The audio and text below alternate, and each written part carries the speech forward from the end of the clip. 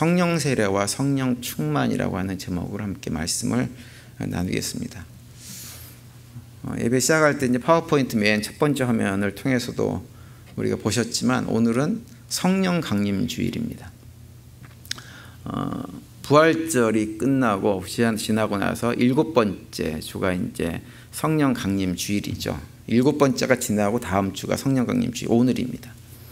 그래서 오늘은 성령 강림 주일이기 때문에 좀 성령에 대해서 함께 좀 생각해 보는 시간을 좀 가지려고 그래요. 왜 그러냐면 많은 분들이 신앙생활을 할 때 가장 좀 막막하게 생각하는 것이 뭐냐면 성령에 관한 것입니다. 그래서 앞으로 이제 한 3주 동안 그 성령에 관해서 우리가 좀 자세히 좀 살펴보는 시간을 가지려고 하는데요. 우리가 성경에 보면 그 이제 모든 진리가 성경 안에 다 들어 있습니다. 다 들어 있는데 문제는 뭐냐면 성경에 있는 진리의 말씀을 우리 사람들이 깨닫는 데는 좀 시간이 늘 걸렸어요.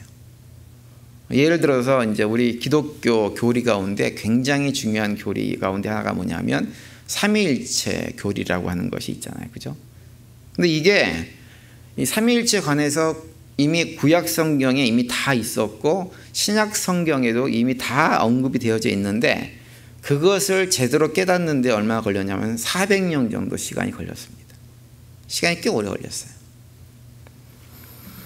그리고 또 우리가 믿음으로 의롭게 된다라고 하는 것도 사실 성경의 창세기부터 이미 다 계시록까지 얘기하는 큰 주제 가운데 하나예요. 그런데 우리가 행위가 아닌 믿음으로 의롭게 된다고 하는 것, 그 사실을 정확하게 우리 교회의 공동체가 깨달아 아는 데까지 몇 년 걸렸냐면 1500년 이상 걸렸습니다. 그래서 16세기에 종교개혁 시대에 와가지고 비로소 우리가 구원받는 것은 우리의 행위로 구원받는 게 아니라 믿음으로 구원받는 것이구나 라고 하는 것을 그때 명확하게 깨달아 알게 되었습니다. 그런데 성령에 관해서는요, 그보다 훨씬 더 오래 걸렸습니다.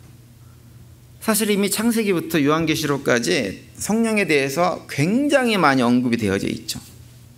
특별히 구약 성경에서 대표적인 성령에 관한 언급되고 있는 말씀이 오늘 우리가 읽은 본문 말씀이에요. 특별히 28절에 보면 이렇게 말씀하죠. 그 후에 내가 내 영을 만민에게 부어주리니 너희 자녀들이 장래일을 말할 것이며 너희 늙은이는 꿈을 꾸며 너희 젊은이는 이상을 볼 것이며 라고 말씀을 합니다. 여기 보시면 내가 내 영을 만민에게 부어주리니라고 할 때 내가는 누구냐면 하나님이에요. 그러니까 하나님의 영을 부어주셔서 일반적으로 경험하지 못한 놀라운 일들을 경험하게끔 만들어 주시겠다고 이미 약속을 하고 계세요. 그래서 성령은 누구의 영이냐? 하나님의 영이에요. 그런데 이런 표현들이 이미 구약 성경에 다 나와 있고 또 신약 성경에도 놀라운 성령의 역사들에 대한 얘기들이 많이 있었는데 이상하게 교회는 그 성령에 대해서 무지했습니다. 그러다가 20세기에 와가지고 교회가 성령에 대해서 굉장히 많이 성령의 역사를 확인하게 되어지고 깨달아 알게 되어지고 구체적인 체험들도 교회가 많이 하게 되었어요. 그래서 흔히들 20세기를 뭐라 그러냐면 성령의 세기다 이렇게까지 얘기도 합니다. 그러니까 성령 사역이 역사 속에서 보기 힘들 정도로 많이 일어나고 있는 세기가 20세기였고 21세기인 지금도 마찬가지입니다. 그래서 지금 우리가 사는 이 세상에다가 우리는 사실은 뉴스를 많이 못 들어서 그렇지만 지구 곳곳에서 사도행전에서 일어났던 성령의 역사 못지않은 일들이 지금도 많이 일어나고 있어요. 그래서 20세기, 21세기가 성령의 세기이기 때문에 이제 성령에 대해서 많이 얘기를 하다 보니까 교회 공동체에서 성령에 관한 여러 가지 표현들을 많이 사용하게 됐어요. 그 중에서 대표적으로 사용되고 있는 게 한 4가지 들라 그러면 성령 세례라고 하는 표현, 또 성령 충만이라는 표현, 또 성령의 은사라는 표현, 그 다음에 성령의 열매라는 표현, 이런 표현들을 많이 사용됩니다. 그런데 문제는 뭐냐면 이런 표현들에 대해서 우리 성도님들이 교회에서 정확하게 이해가 안 돼 있다고 하는 것이 문제예요. 그래서 제가 앞으로 3주 동안 이 성령의 이런 관련된 이런 표현들의 의미가 구체적으로 무엇인지를 말씀을 좀 드리고 그 표현들을 통해서 하나님께서 우리에게 하시고자 하는 말씀이 무엇인지 확인해 보는 시간들을 좀 가지려고 합니다. 이제 그에 앞서 가지고 질문을 하나 먼저 좀 드리겠는데요. 우리 교회 성도님들 가운데 나는 성령 세례를 분명하게 받았다라고 생각되시는 분 손 들어보세요. 손 잘 안 드시지만 손 들어보세요. 손 내리시고 다시 한번 생각해 보세요. 나는 성령 세례를 받은 게 분명하다 싶으신 분 손 들어보세요. 손 내리세요. 사실은 제가 이런 질문을 오키자가 하면 성도님들이 굉장히 좀 주저합니다. 우리 교회도 몇 명 지금 손을 안 드셨잖아요. 그죠? 성령 세례란 말을 성도님들이 좀 부담스러워해요. 굉장히 일반적으로 보면. 그래서 우리가 성령 세례가 어떤 것인지를 명확하게 좀 살펴봐야 되는데요. 성령 세례에 관해서 우리에게 알려주는 대표적인 말씀 가운데 한 군데가 에베소서 4장 30절 이렇게 돼 있어요. 하나님의 성령을 근심하게 하지 말라. 그 안에서 너희가 구원의 날까지 인치심을 받았느니라. 이렇게 말씀을 하고 있습니다. 이 말씀은 어떤 그 배경이냐면 우리가 믿음의 길을 걸어가면서 우리 입술을 통해 가지고 거짓된 말, 더러운 말, 악한 말 이런 말을 해서는 안 된다고 말씀하시면서 이 얘기를 하고 있는 거예요. 그러면서 우리가 해야 될 우리 입술에 나오는 말들은 다 어떤 말이어야 되느냐? 선한 말, 복된 말, 사랑하고 격려하고 위로하고 세워주는 이런 아름다운 말들을 해야 된다라고 하는 것을 말씀하시면서 그 이유가 무엇인지를 얘기해 주는 거예요. 그 이유가 뭐냐? 그런 말을 하게 되어지면 어떤 문제가 생기느냐 하면 우리 안에 계신 성령 하나님을 근심하게 하기 때문이다. 이렇게 말씀을 하는 거예요. 그러니까 우리가 우리 입술을 통해 가지고 성도들이 하지 말아야 될 악한 말들, 나쁜 말들, 거짓말, 시기하고 질투하는 말, 정죄하는 말 이런 말들을 하게 되어지면 성령 하나님께서 고통스러워하세요. 여러분 왜 우리가 그런 말을 하면 성령 하나님께서 고통스러워하고 슬퍼하실까요? 그 이유는 다른 데 있지 않고요. 그분이 우리 안에 우리와 함께 하기 때문이에요. 그걸 전제로 우리한테 이런 얘기를 하고 있는 거예요. 그래서 이 에베소 4장 30절에 보면 그 안에서 우리는 인치심을 받았다 이런 표현을 쓰잖아요. 인친다고 하는 것이 뭔지 아시죠? 불도장 찍는 게 인치는 거예요. 불도장. 옛날에 여러분 서부 영화 같은 데 보면 소들이 많이 나오잖아요. 목장에. 그죠? 근데 이 소를 몰고 가다가 다른 목장 소들도 만날 수가 있단 말이에요. 그러면 소들이 섞여버리면 이게 누가 누구의 소인지 어떻게 알아요? 알 수가 없잖아요. 그러니까 소 목장 주인들이 자기의 이니셜을 이렇게 만든 쇳덩어리를 만들어 가지고 그걸 불을 달고요. 그래가지고는 소 엉덩이에다가 이니셜을 다 찍는 거예요. 그러면 소가 섞여도 아, 이 소는 누구 집 소다라고 하는 것이 금방 알 수 있는 거. 그것이 뭐냐? 인친다고 하는 개념이에요. 그런데 이 에베소 4장 30절 말씀 뭐냐면 하나님도 우리를 하나님 자녀 삼으셨을 때 요것은 내 것이다 라고 도장을 꽉 찍어 놓으셨다고 하는 거예요. 그런데 무엇으로 도장을 찍어 놨느냐? 성령으로 도장을 찍어 놨다고 하는 거예요. 그걸 에베소 4장 30절은 인쳤다 이렇게 표현을 하고 있는 거죠. 그래서 나중에 세상이 다 끝났을 때 우리가 이 세상의 삶을 마치고 아버지 앞에 딱 가게 되어지면 아버지가 뭘 보고 아 이게 내 새끼구나 라고 하는 걸 아시냐면 우리 안에 성령님이 계신 걸 보고 아 요건 내 새끼구나 라고 하는 걸 알고 그 집으로 이렇게 받아주신다고 하는 말이에요. 여러분 그런데 그 성령 세례는 언제 받는 걸까요? 우리가 기도하다가 불 받아가지고 뭐 이상하고 뜨거운 체험을 하면 그때 확 들어오시는 것이 성령인가요? 많은 분들이 그렇게 오해를 합니다. 그래서 그런 뜨거운 체험이 없으면 내가 성령 세례를 받았나? 이게 헷갈리는 거예요. 아마 손 드신 분들은 그런 체험이 있을 가능성이 좀 있는 분들이세요. 그래서 그런 체험 때문에 그냥 내 인생이 획가닥 좀 바뀌었다든지 이런 분들은 아 내가 뜨거운 체험을 했으니까 성령 세례 받았구나 이런 생각이 드는데 일반적으로는 굉장히 안타깝게도 그렇게 뜨거운 체험을 교인들이 하냐면 하지 않는다고 하는 거예요. 근데 사실 성령 세례를 내가 언제 받았는지라고 하는 것은 성경을 통해서 보면 근거를 통해서 보면 그걸 정확하게 우리는 알 수가 있다 없다? 없어요. 제 얘기가 아니고 예수님께서 그렇게 말씀을 하셨어요. 요한복음 3장에 보면 예수님께서 니고데모라는 사람하고 대화를 하면서 어떤 얘기를 하냐면 성령으로 거듭난 사람, 즉 성령 세례 받은 사람들에 대해서 많은 사람들이 자기가 성령으로 거듭났는지 안 거듭났는지를 알 수 없다 이렇게 말씀을 하세요. 요한복음 3장 8절에 보시면 이렇게 되어 있어요. 바람이 이물로 불매 내가 그 소리를 들어도 어디서 와서 어디로 가는지 알지 못하나니 성령으로 난 사람도 다 그러하니라 이렇게 말씀하세요. 바람이 지나가는 것처럼, 바람이 지나갔는데 언제 지나가는지 알 수 없는 것처럼 성령이 내 안에 들어오시는 것도 그렇게 모르고 들어올 수가 얼마든지 있다고 하는 거예요. 그래서 우리가 성령을 내가 언제 받았는지 이건 정확하게 알 필요가 없어요. 알려고 안 해도 돼요. 그럼 내가 성령 받았는지 안 받았는지 어떻게 알 수 있을까요? 그건 정확하게 알 수 있어요. 그건 성경에서 얘기를 해주고 있어요. 고린도전서 12장 3절에 보면 이렇게 말씀하세요. 이렇게 되어 있습니다.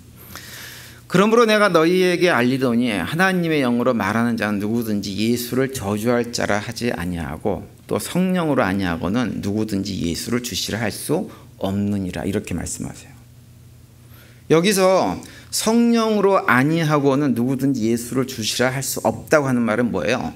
오직 성령 세례를 받은 사람만이, 그래서 성령을 품고 살아가는 사람만이 예수님이 나의 삶의 내 구원의 주인입니다라고 고백할 수 있다라고 하는 얘기예요. 그러니까 내가 예수님을 내 삶의 주인이고 내 인생의 주인이고 내 구원의 주인이다라고 고백하는 사람은 내가 어떤 성령 세례 받은 뜨거운 체험이 있고 없고 하고 전혀 상관없이 그 사람은 성령 세례를 받은 사람이 아니에요. 성령 세례를 받은 사람이란 얘기예요. 지금 이 자리에 계신 분들 중에서 예수는 저주받아 마땅해 라고 생각하시는 분이 혹시 계세요? 혹시 그런 분 계세요? 안 계시죠? 거꾸로 지금 이 자리에 계신 분들 가운데 예수님께서 내 삶의 주인이야, 내 구원의 주인이야 라고 고백하지 않는 분 계세요? 난 그렇게 고백할 수 없어. 내가 예수님을 주인 대접해드리고 안 되고는 두 번째 문제고, 그건 잘 못할 수 있으니까. 그건 잘 못해드리지만 나는 그런 고백을 하면서 예수님을 주인 대접해드리려고 해 라고 생각하고 신앙생활을 하고 계시잖아요. 그러면 그 얘기는 뭐냐면 내 안에 누가 계신다는 거예요? 예수님께서 보내주신 성령 하나님께서 우리 안에 계시다는 얘기예요.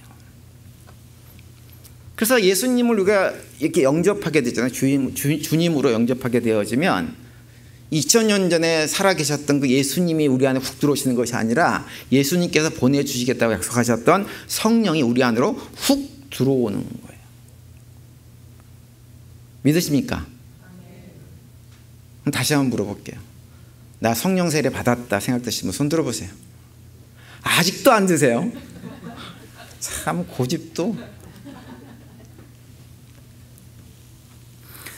여러분이 성령 세례 받는 게 어떤 거랑 비슷한 거냐면요, 무당들 아시죠? 그죠? 무당들이 신내림을 받잖아요. 신내림 받을 때 들어가는 신이 무슨 신이에요? 잡신이에요. 잡신. 귀신 잡신. 근데 우리는 누가 들어오는 거냐면 잡신이 들어오는 것이 아니고 천지 만물을 창조하신 창조주 하나님의 영이 우리 안으로 훅 들어오는 것이에요. 그것이 성령이에요. 그래서 겉으로 드러나는 현상은 무당이 잡신을 받았을 때 보여지는 현상과 우리가 성령을 받았을 때 보여지는 현상이 좀 비슷합니다. 변화가 있어요. 여러분, 무당들 중에서 정말 그 신내림을 받아가지고 잡신을 받아서 이게 무당 역할 하시는 분들은요, 이상한 일을 하죠. 놀라운 일들을 하죠. 작두 아시죠? 작두. 작두에서 어떻게 해요? 그 위에 올라가서 춤을 춰요. 근데 발이 전혀 상하지 않아요. 어떤 사람의 미래도 봐요. 미래. 과거도 보고 이런 일들을 합니다. 근데 그와 비슷한 것이 하나님께서 우리 안에 성령이 들어오시면, 우리도 성령을 모시게 되어지면 그 다음부터 어떤 일이 벌어지느냐, 우리 안에 놀라운 변화가 일어나요. 우리가 과거 육적이었던 사람이 영적인 사람으로 변화가 되어져서 우리 안에서 영적인 요소들이 나타나기 시작합니다. 특별히 무엇보다도 성령이 우리에게 들어오시면 굉장한 것을 깨닫게 만들어줘요. 뭔가요? 죄가 무엇인지를 깨달아 알게 만들어주세요. 세상 사람들은 그게 뭔지를 몰라요. 죽었다 깨나도. 아무리 연구를 많이 하고 공부를 많이 하고 뭘 해도 모르는 거예요. 세상 사람들은. 자신들이 평생 죄를 짓고 살면서도 그것이 죄인지 모르고 그냥 살아가요. 그런데 우리는 성령 하나님께서 들어오시면 목회자가 이게 죄입니다 라고 성경을 풀어주면 어떤 생각이 드냐면 맞아요 목사님. 그게 죄예요. 내가 평생 그러고 살아왔네요 라고 하는 고백을 하게 되는 거예요. 여러분 이게 그냥 되는 게 아닙니다. 우리 안에 성령 하나님께서 들어와 계시기 때문에 그것을 깨달아 알게 만들어주는 거예요. 그래서 그때부터 어떤 일이 벌어지느냐, 의롭게 사는 게 무엇인지를 알게 되어지는 거죠. 그리고 우리가 의롭게 살지 못하고 세상 가운데 죄 가운데 살아가는 사람들에게 내려질 심판이 무엇이라고 하는 것도 확연하게 눈에 보이는 삶을 사는 거예요. 그래서 이제 그 순간부터 우리는 누구냐? 하나님의 자녀가 되어지는 거예요. 그런 변화가 있습니다. 여러분 우리가 신앙생활을 할 때 자꾸 이제 기독교 신앙을 갖다가 어떻게 생각하시는 분들이 덜어 계시냐면 그냥 윤리적으로 종교적으로 철학적으로 이런 차원으로 자꾸 이해하시려는 분들이 있어요. 그래서 기독교인이 되어지면 윤리적으로 도덕적으로 바르게 사는 것 이런 것들이 정말 기독교인다운 삶의 모습이다 이렇게 자꾸 생각하려고 합니다. 그런데 우리가 그런 차원에서만 우리 신앙을 생각하면 우리는 신앙생활을 잘못하고 있는 거예요. 물론 우리가 착하게 살아야죠. 바르게 살아야 돼요. 윤리적으로 도덕적으로 세상 사람들이 손가락질 하지 않는 그런 삶을 살아야 됩니다. 그런데 그것으로는 부족하다고 하는 거예요. 우리 안에 성령 하나님께 살아 계신다는 것을 기억하고 이제는 우리는 세상 사람들과는 차원이 다른 삶을 살아가고 차원이 다른 생각을 해야 합니다. 그리고 우리 삶 속에 세상 사람들이 이해하지 못하는 어떤 초자연적인 현상도 일어날 것을 기대하고 살아야 되는 거예요. 이런 얘기를 하면 좀 싫어하는 분들이 있어요. 아, 목사님 또 신비주의로 가세요? 뭐 이렇게 생각하시는 분들이 있는데 그게 아니에요. 여러분 하나님이 살아계세요. 온 우주 만물을 창조하신 그분이 살아계시고 그분의 영이 우리 안에 오셔서 우리 함께 하시면 당연하게 없는 것에서 있게 만드시는 그 하나님, 무에서 유를 창조하신 하나님 우리 함께 하시면 당연히 세상 사람들이 이해하지 못하는 초자연적인 일들이 일어나는 게 맞아요? 안 맞아요? 그게 맞아요. 그래서 우리가 이따가 기도를 하면 그런 초자연적인 현상들을 경험합니다. 도대체 이게 어떻게 일어난 거야? 어떻게 이게 가능한 거지? 아무리 주판을 두들겨 봐도 앞뒤가 안 맞는데 뭔가 일이 되어진 이런 경험들을 하는 거예요. 이게 성령을 모시고 살아가는 우리가 누리는 하나님 백성들의 특권입니다. 그래서 저는 우리 교회 성도님들이 우리 안에 성령 하나님이 계시다는 걸 기억하시면서 기도를 할 때도 막연하게 하지 마세요. 막연하게 하시지 말고 하나님께서 내 삶에 기적을 일으켜 주실 것이다 라고 하는 그런 고백 속에서 당당하게 기도를 하세요. 그래서 하나님께서 내 삶에 개입하도록 만드세요.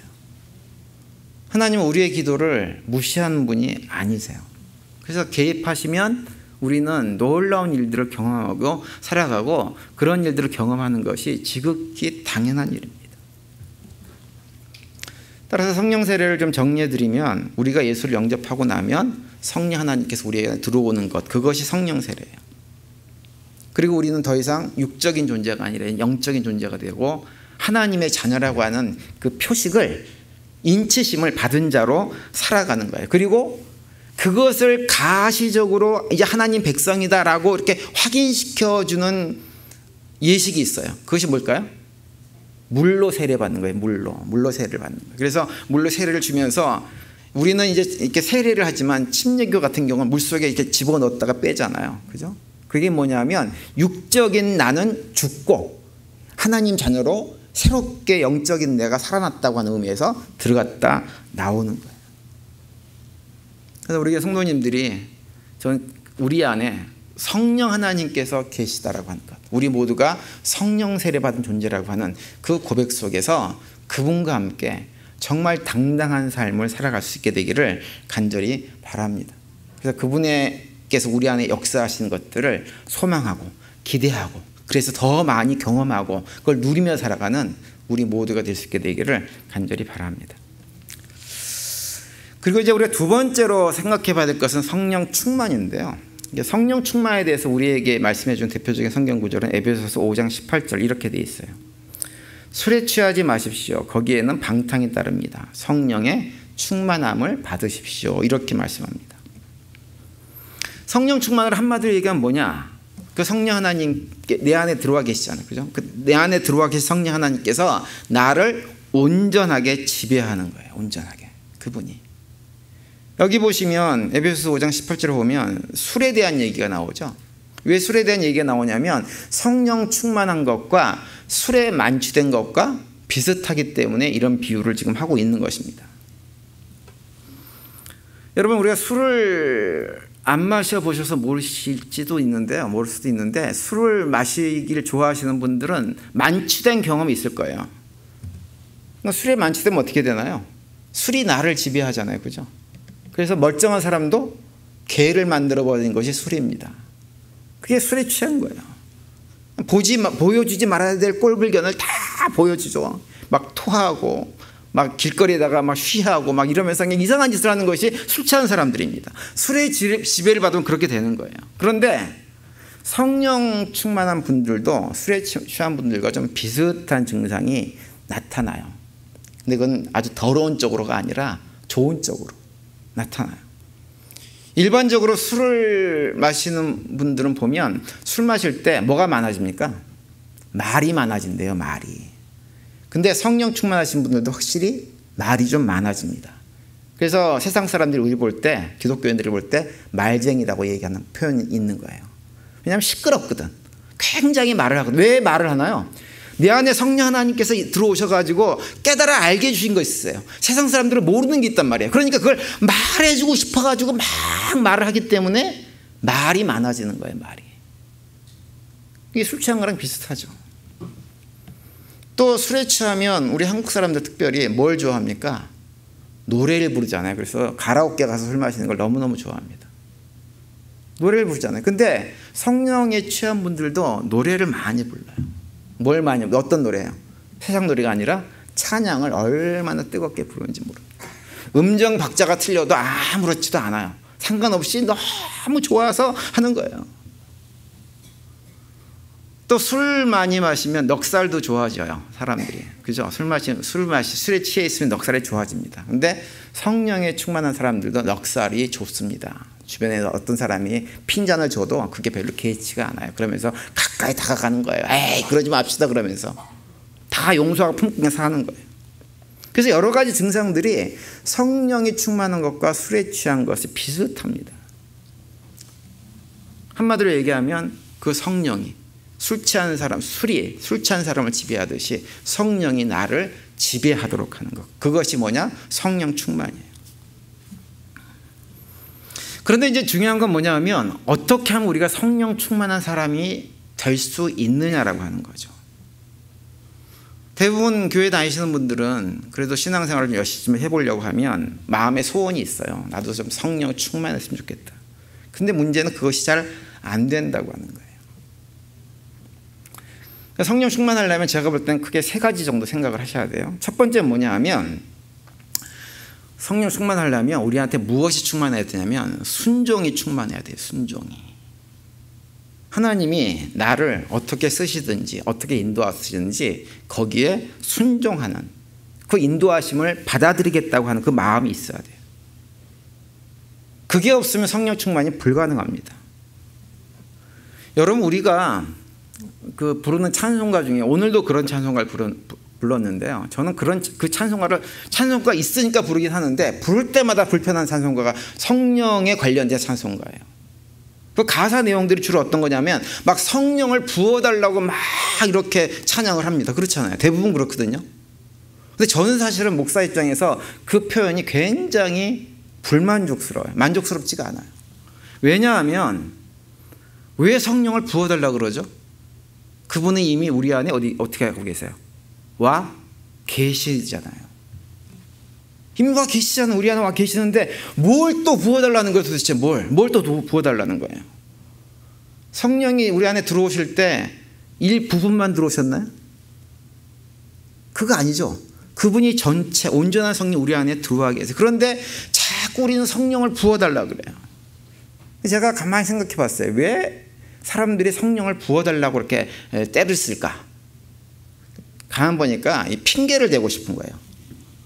왜냐하면 우리는 하나님 자녀답게 못 살아요. 예수님 제자답게 못 살거든요. 근데 내가 못 사는 이유가 뭐냐? 성령이 내 안에 충만하게 들어와 있지 않으니까 내가 못 사는 거다. 이렇게 핑계를 대는 거예요. 그러니까 하나님 책임이에요.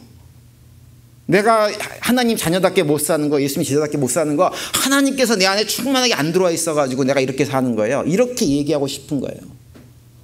근데 이게 누구랑 똑같냐면 아담과 하와가 똑같죠. 특히 아담하고 하나님께서 만들어주신 저 여자 때문에 내가 죄를 지었어요 라고 하는 것과 하나님께서 내게 성령을 부어주지 않아가지고 내가 제대로 못 사는 거예요 라고 똑같은 얘기예요. 그래서 저는 그런 찬양송가를 부를 때마다 찬송가가 있어서 부르긴 하는데 늘 그것이 부담스럽고 좀 불편합니다. 여러분, 우리 안에 이미 성령 하나님 들어와 계시고 그분 온전한 성령님이세요. 이제 우리에게 필요한 건 뭐냐면 그분에게 온전하게 순종하는 삶을 사는 거예요. 우리가 우리 안에 들어와 계신 성령 하나님께 순종하는 삶을 살고자 최선을 다하면 자연스럽게 우리는 어떤 상태가 되냐면 성령이 충만한 상태가 되어지는 거예요. 저는 우리가 성도님들이 그것을 기억하시면서 먼저 순종 충만한 삶을 사심으로 해서 성령 충만을 경험하고 누리는 삶을 살 수 있게 되기를 간절히 바랍니다. 그렇다고 한다면 그럼 또 이번에는 어떻게 하면 순종 충만해질까요? 어떻게 해야 순종 충만해질까요? 방법은 제가 볼 때 하나뿐이 없어요. 뭐냐 하면 내 안에 있는 나를 버려야 됩니다. 내 안에 있는 나를 버려야 돼요. 내 안에 있는 내가 너무 많아요. 우리는 내 생각이 많고 내 주장이 많고 내 계획이 많고 내게 너무 많아요. 그러니까 내게 많아가지고 내가 누리고자 하는 그 권리를 포기를 할 수가 없어요. 근데 그것을 버려야 돼요. 내 안에 내가 너무 많으면, 그래서 내 뜻대로 내 고집대로 하려고 하면 성령 하나님 우리 안에 온전하게 들어와 계시지만 그분은 인격적인 분이셔서 결코 우리를 강제적으로 끌고 가지 않으시는 분이세요. 그냥 우리가 우리 고집대로 하면 그래 한번 해봐라 하다가 죽어라 고생해라 놔두세요. 그냥 그렇게 놔두시는 분이세요. 하덕규라고 하는 찬양 가수 혹시 아십니까? 하덕규라고 하는 분. 그분이 부른 노래 가운데 가시나무라는 노래가 있어요. 그 가사를 보면 어떤 내용이 나오냐면 내 속에 내가 너무 많아 라고 하는 가사를 포함되어 있습니다. 그 가사를 좀 이렇게 보면 이렇게 내용이에요. 읽어드릴게요. 내 속엔 내가 너무 많아 당신의 쉴 곳 없네. 내 속엔 헛된 바램들로 당신의 편할 곳 없네. 내 속엔 내가 어쩔 수 없는 어둠 당신의 쉴 자리를 뺏고 내 속엔 내가 이길 수 없는 슬픔 무성한 가시나무 숲 같네. 바람만 불면 그 메마른 가지 서로 부대끼며 울어대고 쉴 곳을 찾아 지쳐 날아온 어린 새들도 가시에 찔려 날아가고 이런 내용이에요. 여러분 이 가사의 내용처럼 우리 안에 우리가 너무 많습니다. 그러다 보니까는 내 안에 내가 너무 많다 보니까 내 안에 많은 나로 인해 가지고 나도 괴롭고 나만 괴로우면 괜찮은데 옆에 사람도 괴롭게 만든 삶을 우리가 살아가는 거예요. 여러분 하나님 생각은 기본적으로 우리가 성령 충만한 삶을 살아가면서 하나님 안에서 세상 사람들이 알 수 없는 평안과 기쁨과 만족을 누리면서 자유와 쉼을 누리면서 살기를 원하시는 분이 우리 하나님이세요. 그리고 오늘 본문에서 말씀하고 있는 것처럼 우리가 세상 사람들이 볼 수 없는 것들을 바라보며 장래일을 말하고 꿈을 꾸고 환상을 보는 이런 삶을 능력 있게 살아가기를 원하세요. 특수한 몇몇 사람에게만 그걸 원하시는 것이 아니라 모든 하나님의 자녀들이 그러한 삶을 살기를 원하세요. 그래서 누구에게나 하나님의 영을 부어주시고 그러한 삶을 살라고 우리에게 하시는 거예요. 우리가 지금 그런 시대를 살고 있어요. 그런데 그런 시대를 살지 못하는 가장 큰 원인 중에 하나는 무엇이냐? 우리 안에 우리 자신이 너무 많아요. 그래서 성령 충만한 삶, 순종 충만한 삶을 살려면 우리가 해야 될 건 뭐냐? 나 자신을 기본적으로 비워야 됩니다. 내려놔야 됩니다. 그래서 나는 내려놓고 성령 하나님, 당신이 내 삶을 주도해 주세요 라고 내어드려야 됩니다. 그럴 때 우리는 성령 충만한 삶을 살 수가 있는 거예요. 그리고 또 한 가지 우리가 성령 충만한 삶을 살기 위해서 아주 심각하게 생각해야 될 것은 무엇이냐면 우리의 죄의 문제입니다. 죄. 우리 안에 성령 하나님께서 오셔가지고 그분이 우리의 죄를 깨달아 알게 해주시면 그 죄의 문제를 해결을 해야 돼요. 가만 놔두지 말고. 성령 하나님께서 죄가 무엇인지 깨달아 알게 만들어 주셨는데 그걸 가만히 놔둬요. 그리고 계속 그렇게 해요.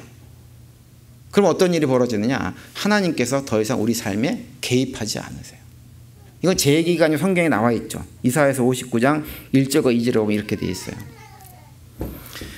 여호와의 손이 짧아 구원하지 못하심도 아니요 귀가 둔하여 듣지 못하심도 아니라 오직 너희 죄악이 너희와 너희 하나님 사이를 갈라놓았고 너희 죄가 그의 얼굴을 가리어서 너희에게서 듣지 않으시게 함이니라. 이렇게 말씀을 하고 계세요.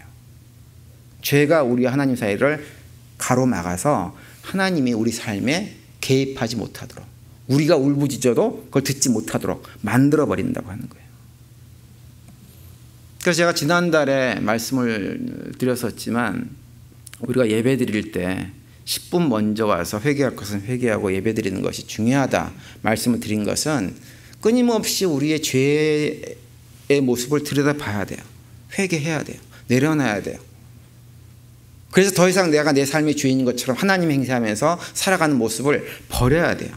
버리면서 내 안에 계신 성령 하나님께 내 삶을 내어 맡길 때 우리는 어떻게 살 수 있느냐? 성령이 충만한 삶을 살아갈 수가 있는 것입니다. 우리는 윤리적인 도덕적인 죄는 잘 안 져요. 믿음의 성도들은 그런 죄를 짓지는 않아요. 정말 믿지 않은 가라지면 그런 윤리적인 도덕적인 죄도 지을 수 있지만 하나님 백성들은 그런 죄는 짓지 않아요. 그런데 그런 죄는 짓지 않는데 더 심각한 죄, 하나님과 관계를 가로막는 죄를 짓고 있는 거예요. 스스로 하나님 자리에 앉아서 하나님 행세를 하는. 그래서 모든 것을 내가 마치 주인인 것처럼 행세하고 내가 모든 것을 판단의 기준이 돼가지고 함부로 판단하고 정죄하고 비난하는 삶을 살고 하는 삶을 살아가게 되어지면 하나님 우리 삶에 개입하지 않고 성령 충만한 삶을 살 수가 없는 것입니다. 저는 우리 교회 성도님들이 죄를 심각하게 보시고 죄를 깊이 돌아보시면서 최대한 죄를 멀리 하시기 바랍니다. 그래서 그 죄가 사라진 것만큼 성령 하나님께서 우리 삶 가운데 구체적으로 개입하시고 일하셔서 매일매일 삶의 자리에서 믿음의 길을 걸어갈 때 성령 충만한 가운데 하나님께서 우리에게 주시고자 하는 놀라운 일들을 경험하고 그 가운데 세상 사람들이 알 수 없는 참된 평안, 기쁨, 만족, 자유함을 누리며 살아가는 우리 모두가 되시기를 간절히 축원을 드립니다.